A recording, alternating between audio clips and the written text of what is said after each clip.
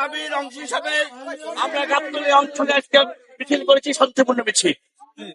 আমরা সরকারের কাছে আমাদের দাবি, বিএনপির কাছে আমাদের দাবি, এই বাসকে একটা সঠিক নীতিমালার মধ্যে এনে এই মহাসড়কে এত সুন্দর একটা বাস, এই বাসকে যেন কোনোভাবেই ধ্বংস করা না হয়। আমরা চাই এই পরিবহন চলবে একটা সুনির্দিষ্ট নীতিমালার মধ্য দিয়ে চলবে।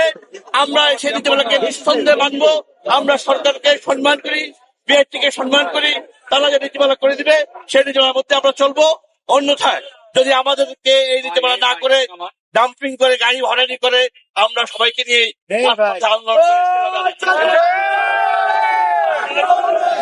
গাড়ি চলবে,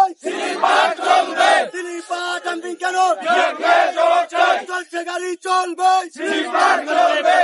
প্রচন্ড গরমের মধ্যে দিয়ে আপনারা যে মিছিল করেছেন, আপনাদের পেটের রুটির তাগিদে, পরিবারের জীবন জীবিকার তাগিদে এই আন্দোলন সংগ্রামের জন্য এবং এই আন্দোলন করার জন্য বাংলাদেশ লিবারেল এজ পার্টি সমিতির সম্মানিত সভাপতি জনাব আব্দুল মাসুদ, কার্যকরী সভাপতি জনাব মাহমুদ প্রধান জুয়েল, এই অঞ্চলের আপনাদের লিবারেল পার্টি সমিতির সম্মানিত মেম্বার আমাদের আনিস ভাই, আমাদের ফরিদ ভাই থেকে শুরু করে আমাদের ইমরান থেকে শুরু করে সকল মালিকদের পক্ষ থেকে আপনাদের আজকে শুভেচ্ছা অভিনন্দন।